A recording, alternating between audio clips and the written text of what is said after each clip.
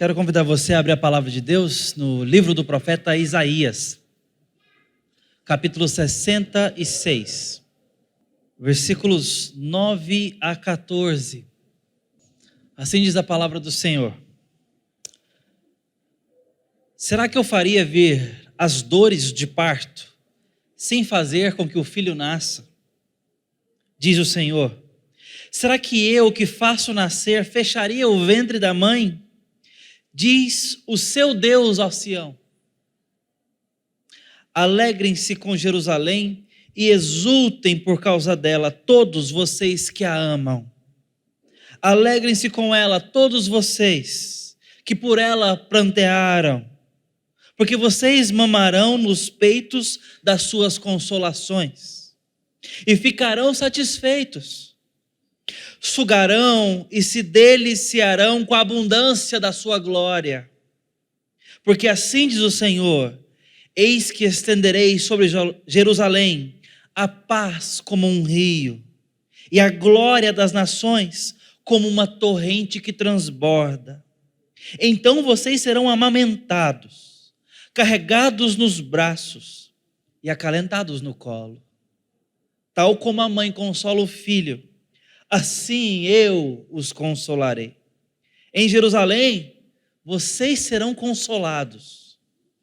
Vocês verão isso, e o coração de vocês ficará cheio de alegria, e os seus ossos serão revigorados como a erva tenra. O poder do Senhor será notório aos seus servos, e ele se indignará contra os seus inimigos. Amém. Essa é a palavra do Senhor.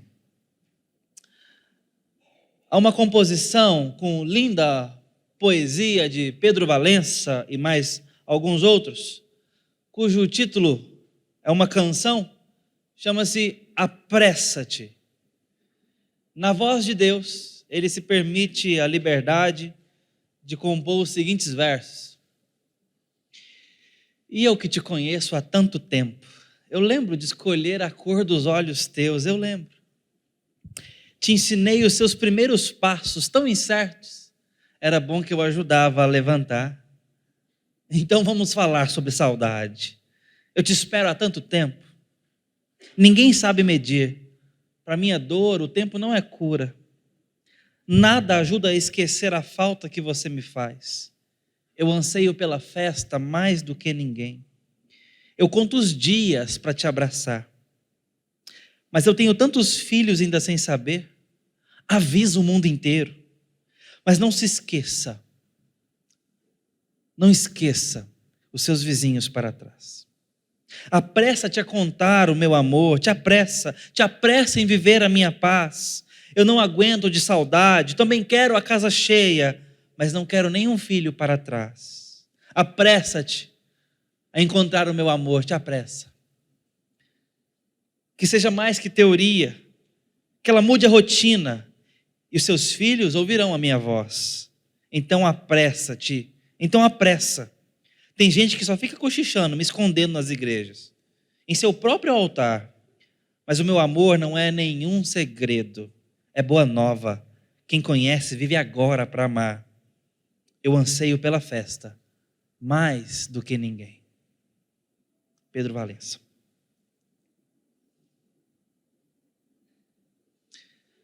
Nós estamos vivendo dias de muita dor. Não tem como nos escondermos do horror desses dias. Você pode chorar por cavalo no telhado, por gatinhos socorridos, por cachorros traumatizados nadando ainda no colo de alguém. Mas dificilmente a dor maior do que a ter famílias separadas. Algumas das terríveis notícias que nós temos recebido da tragédia do Rio Grande do Sul me chocaram mais que outras, pelo menos até aqui, infelizmente. E uma delas era um pequeno pré-adolescente de uns 12, 13 anos, sendo entrevistado Ele foi socorrido com o avô, depois de ter ficado muitas horas pendurado em alguns galhos, com a avó, que foi levada pela correnteza enquanto ainda estavam ali. O que passa na cabeça deles, ou o que passou naquele momento? Outra notícia ainda de ontem falava de uma mãe com seu filho já adulto, que foi arrastado por cerca de 60 quilômetros da região da casa delas. Não me pergunte como, mas o fato é que acharam eles nessa distância. E o filho tinha feito uma cirurgia de coluna há um tempo atrás, há poucos dias. Por isso, por 5 dias ficaram ali. E ele imóvel. A matéria falava até da alimentação, eu, por descuido, acabei não lendo. Quanta perda. Quantas famílias fragmentadas, quebradas, perdidas.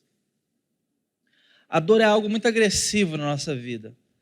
Mas será que tem alguma que é maior do que quando atinge a nossa estrutura familiar?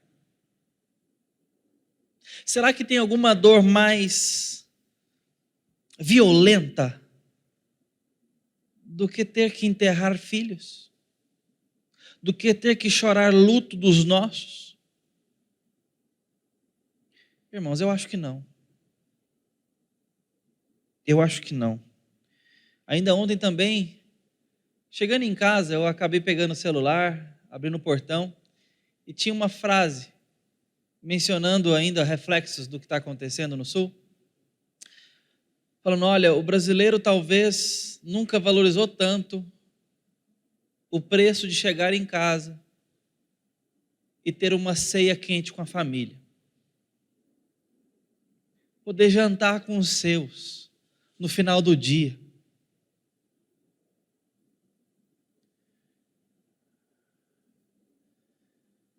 É isso que dói mais ao ver o que nós estamos vendo lá no Sul. Pessoas abrigadas em algumas lonas improvisadas. E já temos notícias de abuso sexual dentro de alguns abrigos. Numa noite você estava em casa, no seu sofá. Noutra noite, dependendo de alguns pacotes de bolacha, de chá, numa lona. A dor, ela pode gerar em nós várias coisas. Uma delas é o endurecimento do coração. A gente vai criando uma casca. A gente vai tentando se proteger na vida. Ou ela pode nos quebrantar e nos levar para Deus. Pode nos fazer questionar Deus ou buscá-lo. São caminhos opostos, mas que podem ser provocados pelo mesmo vetor, pela mesma pancada. O que estava acontecendo com o povo de Deus no tempo de Isaías era, infelizmente, a primeira opção, a primeira direção. Eles se endureceram na dor. Primeiro debaixo dos assírios, depois dos babilônios.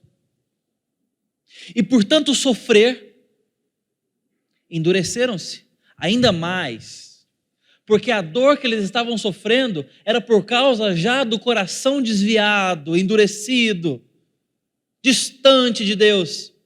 E Deus conduziu os assírios sobre eles. E eles agora temem e se afastam de Deus, se endurecem. E a grande pergunta, o grande desafio do coração do povo de Deus, a igreja antiga para o qual Isaías profetiza, é se vão confiar em Deus agora que vem mais uma onda de adversidade. É como se o governo estivesse anunciando novamente que as águas subirão. É uma segunda onda, é um segundo momento de dor talvez maior. E agora? Confiarão no Senhor? Desta vez dependerão do Senhor? Desta vez se quebrantarão? Esse é o desafio do tempo de Isaías. Porque o povo não está confiando no seu Deus. Preferem confiar nas nações. Preferem confiar em si enquanto nação, nos seus provimentos. Não tem olhos piedosos, ou seja, não tem o pescoço dobrado. Isso é impiedade. Alguém que não se curva, não se dobra diante de Deus. É isso que está acontecendo. Um povo endurecido, com calos e com rebeldia. E quando fazemos isso para com Deus, nós damos espaço para a frieza espiritual, para o cinismo e para a imoralidade. É um processo de idolatria e tudo isso gera esses resultados. É isso que está acontecendo aqui. Não é por menos que o livro de Isaías ele tem duas grandes partes. A primeira parte e maior, que vai até o capítulo 39, do 1 ao 39, nós temos a palavra de Deus trazendo juízo, julgamento e juízo, trazendo advertências, trazendo palavra contrária ao povo, desde o tempo do profeta, do rei Uzias até Ezequias, no final desse período do capítulo 39. Em todo esse período, Deus está mostrando que ele tem um trono. Capítulo 6, versículo 1, ilustra muito bem o que Deus quer mostrar. Ele tem um trono, ele governa, ele não tolera o mal, ele não tolera o pecado do seu povo. Ele castigará a injustiça, ele tem o domínio nas mãos. Essa é a mensagem. Por isso que ele vem com juízo, ele vem com ira, ele mostra a sua santidade, ele profetiza contra as nações, ele mostra que o poder dele é muito maior do que os soberanos e reis da terra. Primeira metade do livro de Isaías. E o povo precisava ser chocado com essa realidade, precisava recebê-la e responder a ela. Dura coisa é lidar com Deus na primeira metade de Isaías. Não tem para onde escapar. Quem está contra nós? O próprio Deus. E os nossos pecados são todos enumerados. Nenhum passa despercebido. O nosso coração é esquadrinhado. Mas a segunda metade, do capítulo 40 até o 66, Deus mostra onde Ele quer chegar, ao mostrar o trono dEle. E é justamente por isso que no capítulo 53, versículo 7, não é que Ele trocou o trono por essa nova figura, não trocou. Mas Ele mostra quem se assenta no trono com Ele. O Cordeiro. O servo sofredor. E então em três grandes partes, mostrando primeiro o verdadeiro Deus. Depois o servo sofredor, capítulo 49 a 57. E por fim, até terminar a profecia, dos 58 a 66, a redenção graciosa. Deus agora se reapresenta ao povo. Deus se mostra, e se mostra na figura do servo sofredor, na figura do cordeiro dele. Por quê?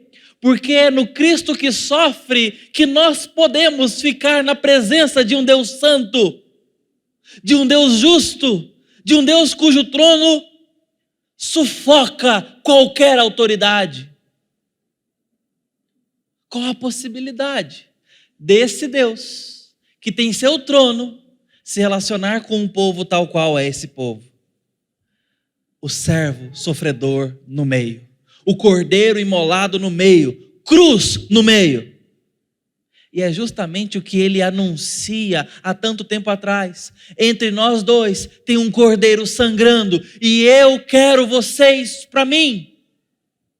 E então ele vai atrás desse povo e começa a falar não só em termos de como ele é governante, mas também quão paterno ele é para com esse povo. A ponto de dizer: eu vou sarar vocês, eu vou fazer o meu filho sofrer, para que no sofrimento dele vocês tenham a paz. Vocês sejam sarados, curados, para que vocês sejam como um rebento, como um broto que promete vida, que anuncia vida e florescimento. Eu vou cuidar de vocês.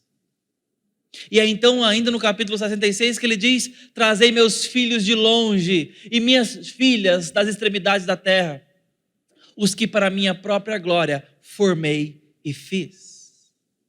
Em outras palavras, Deus está reunindo uma grande família, está dizendo para essas pessoas com coração duro, que Ele os ama, que Ele as ama, que Ele ama a ponto de tratá-los como filhos, e melhor, fazê-los filhos.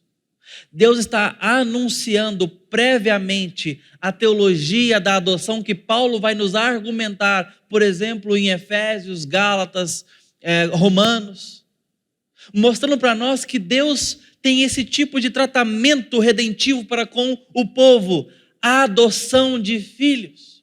É justamente porque Deus tem filhos e filhas para serem adotados, que a evangelização tem sentido e esperança.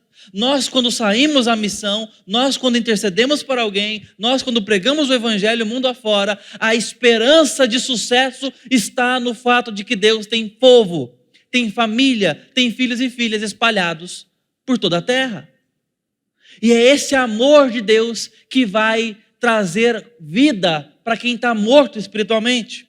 Se Deus deixasse na condição do homem querer ser filho de Deus e ter poder para ser filho de Deus, ou se fazer adotado, Deus correria o risco de ter a casa vazia.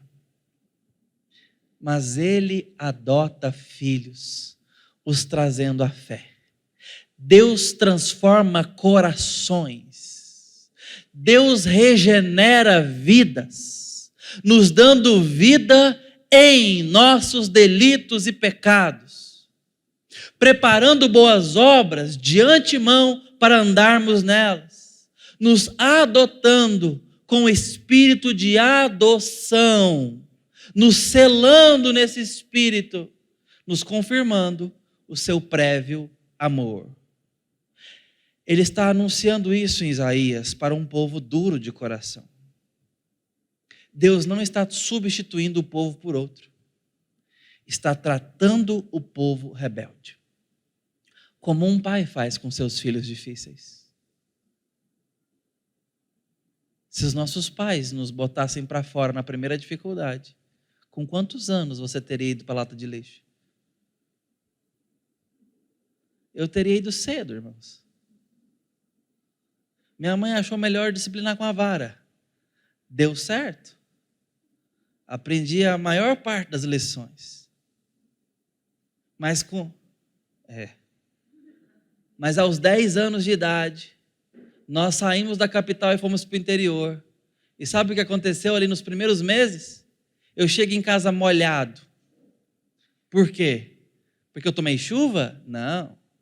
Porque eu caí num poço de água? Não. Porque eu fui para o clube? Não.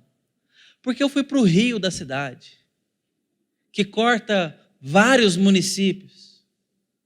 Com 10 anos de idade, fui nadar no rio com correnteza. E cheguei em casa ensopadinho. Minha mãe disse que gelou dos pés à cabeça.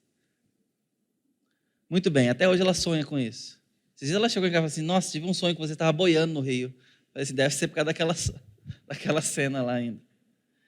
Bom, Deus não nos bota para fora.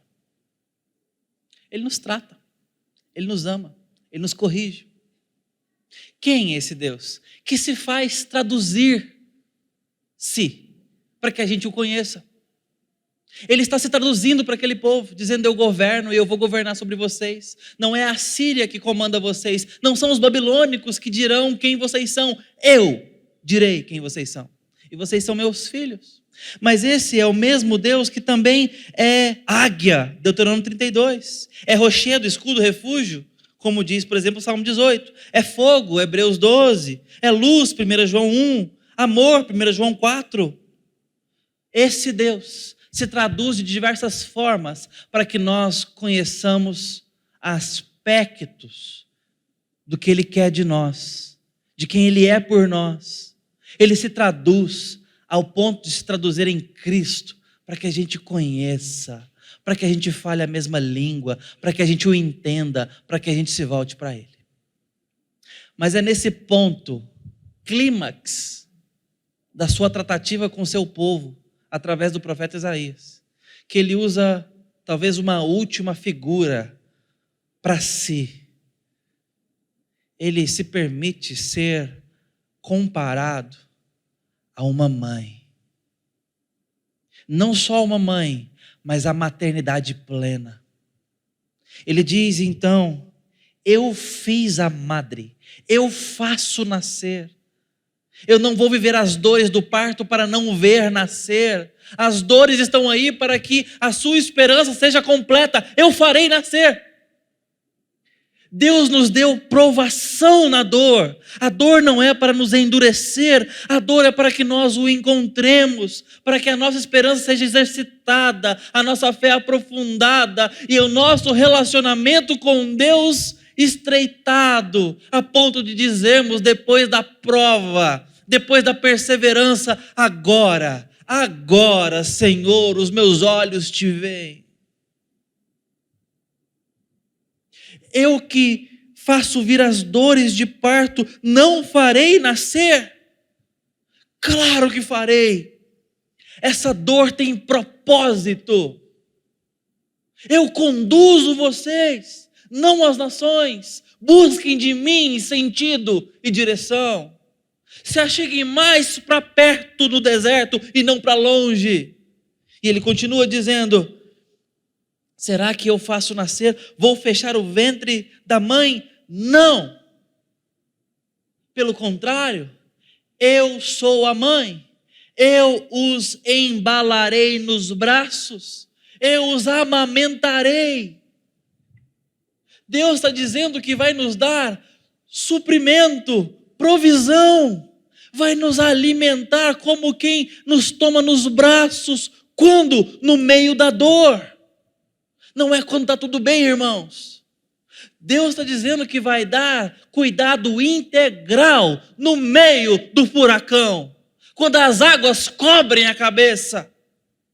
É isso que Ele está dizendo para um povo que está em guerra. Não se furte de trazer essa realidade para os piores dias que a igreja há de viver sobre essa terra. Podemos fazer isso. A analogia é compatível. Leite materno. Leite. Vocês já viram uma criança sendo amamentada precisar de água? Precisar de carne? Não precisa. Vocês viram o tamanho da Lia? Da noite para o dia, ganhou 2 pernilzinhos. Sabe qual dieta? Leite. Tem 3 dias que essa menina come abóbora, brócolis e as coisas da introdução alimentar. 3 dias. Até aqui, leite. Deus está dizendo que vai nos alimentar com essa perfeição complexa. Suficiente, simples, integral, calorosa. Por mais que hajam noites em claro, por mais que hajam cólicas de dor, não faltará provisão. É isso que Ele está dizendo para esse povo. Eu tirarei de vocês o choro. Alegre-se Jerusalém. Exulte, ó Sião. E alegrem com ela todos que prantearam com ela. O que eu estou fazendo é cósmico. O que eu estou fazendo é grande. eles serão consolados, eles ficarão satisfeitos, eles se deliciarão com abundância de glória. É isso que eu estou prometendo para vocês. O que está por trás de tudo isso, irmãos?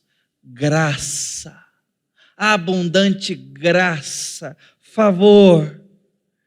Eu vou trazer sobre vocês a paz como um rio que a tudo cobre, não para destruição, mas para a vida. É isso que eu vou fazer, como uma torrente, a glória das nações. Eu transbordarei e vocês serão carregados no meu colo. É isso que Deus está fazendo com o povo dele. Eu quero que vocês entendam, porque vocês verão isso e o coração de vocês ficará cheio de alegria. É justamente nesta seção do livro que Deus nos permite ver, por exemplo, imagens de novo céu e nova terra, onde ele anuncia, por exemplo, que o leão pastará com a ovelha, nos falando da bonança de paz e calmaria que o novo céu e a nova terra anunciam e são verdadeiramente. A nova Jerusalém representa. Ou seja, o que ele está profetizando e prometendo aqui para o tempo de dor do povo dele nesses tempos antigos é para a convicção imediata, mas para uma graça e uma esperança futura. Já, mas ainda não. Já é para ser desfrutado. Já vai mudar a nossa forma de viver. Já vamos ter intimidade com Ele. Já vamos ter um Deus com quem andar ladeado no meio da dor. Já vamos ter mais proximidade. Mas o que Ele está formando para nós, isto haverá de ser visto ainda num futuro breve. É essa bonança que está profetizada. É isso que está por vir, de tal forma que nós podemos dizer: toda dor tem hora para acabar. Toda dor tem data limite.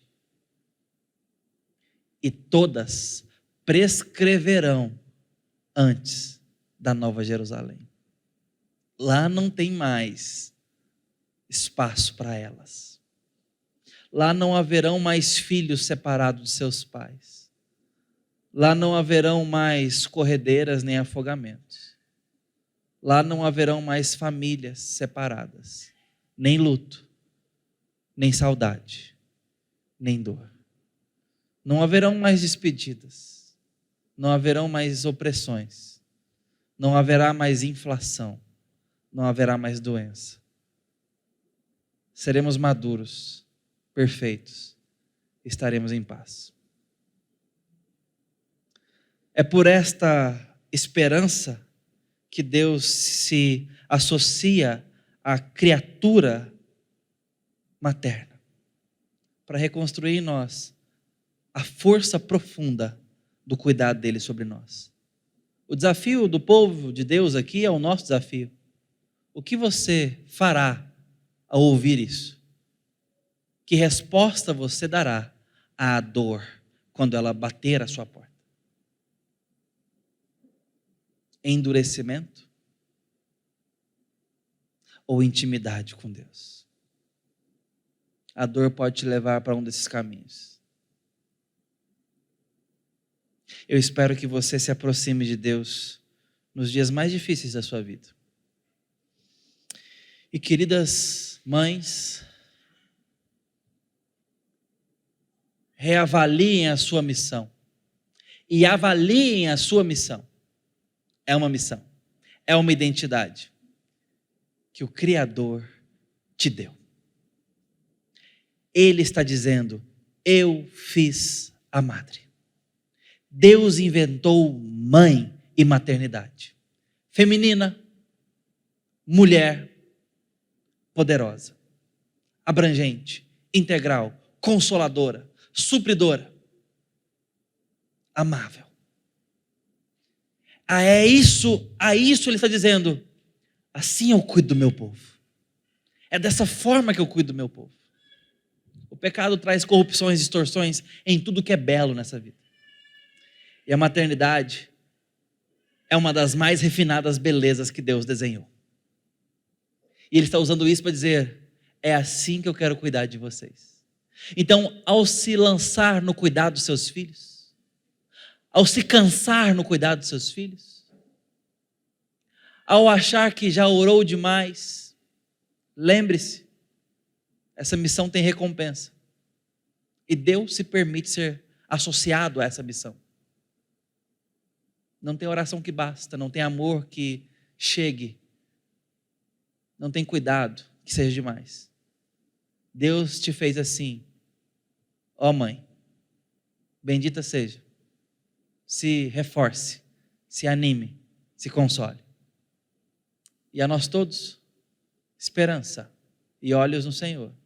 Ele está cuidando de nós. Vamos orar e falar com Deus.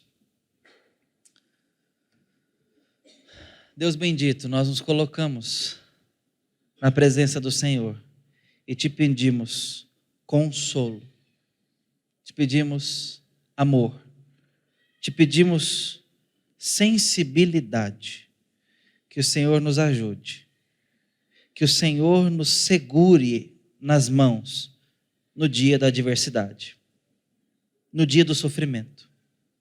E nós queremos nesse momento pedir pelas mães que escutam a palavra do Senhor, para que elas sejam animadas e tenham as forças renovadas na missão sagrada de cuidar. Mas também te pedimos, ó Deus, pelas famílias, pelas pessoas, pelo estado do Rio Grande do Sul.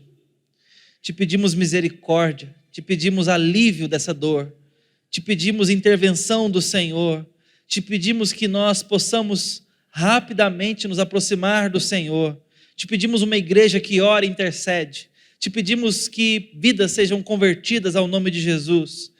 Te pedimos que a igreja do Senhor amadureça e se aproxime de Ti ali e ao redor do que está acontecendo, incluindo-nos, ó Deus, nesse processo. Te pedimos, ó Deus, que o Teu nome seja exaltado e louvado, mesmo nesses dias tão difíceis, tão dolorosos. No nome santo de Jesus. Amém.